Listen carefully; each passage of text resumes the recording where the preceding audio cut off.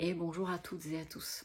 Donc j'avais hier fait une toute petite story pour vous dire que je vous raconterai aujourd'hui la consultation que j'ai eue hier et la façon dont le monde subtil s'y est pris pour passer son message à cette consultante.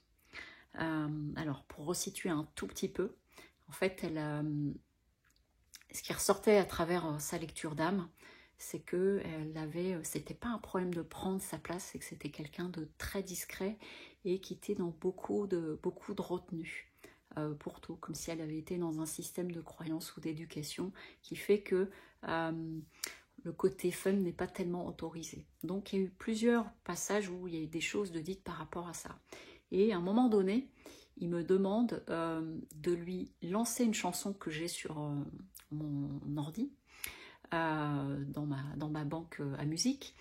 Et je comprends qu'il faut que je lance cette chanson. Donc je lance cette chanson, c'est une chanson de Jennifer Lopez, qui a un côté un peu samba, donc qui est bien péchu, donc par rapport à cette notion de, comment dire, pour elle, c'est pas de prendre sa place, mais d'être vraiment moins discrète et beaucoup plus vivante et beaucoup plus dans le mouvement et beaucoup plus dans le fun.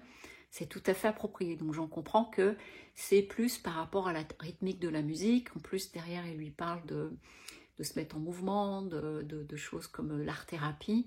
Donc je comprends de cette façon-là à ce moment-là.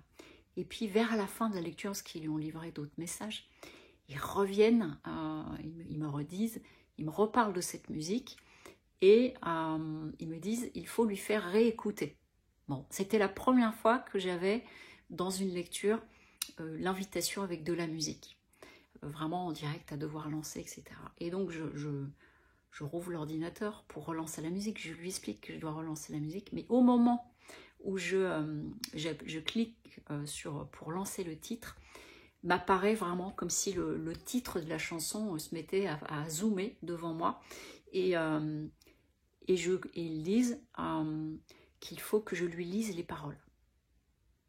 Donc je lance la musique, je lui dis tout ça et je vais chercher les paroles avec la traduction. Et les paroles de cette chanson résument tout ce qui lui a été dit. C'est-à-dire que dans les paroles de cette chanson, ils lui disent qu'il faut qu'elle profite de la vie, qu'elle soit à fond, qu'elle s'amuse, qu'elle doit être vraiment à vibrer et vivre sa vie, etc. Enfin, les paroles de la chanson collent avec tout le message qui lui ont été dit auparavant. Simplement, ça passe à travers une musique, ça passe à travers une chanson, et même ils disent qu'elle devrait danser dessus.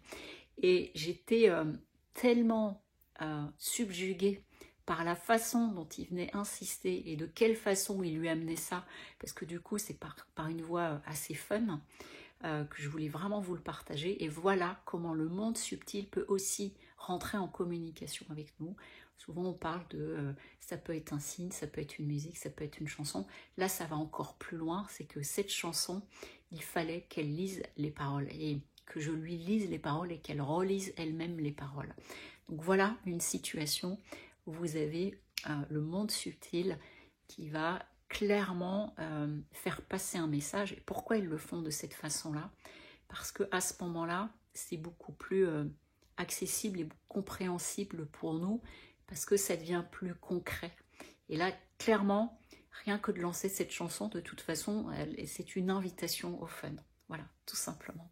Donc je voulais vous partager ça aujourd'hui, mais je reviendrai sur la façon dont le monde subtil s'y prend pour communiquer avec nous, et même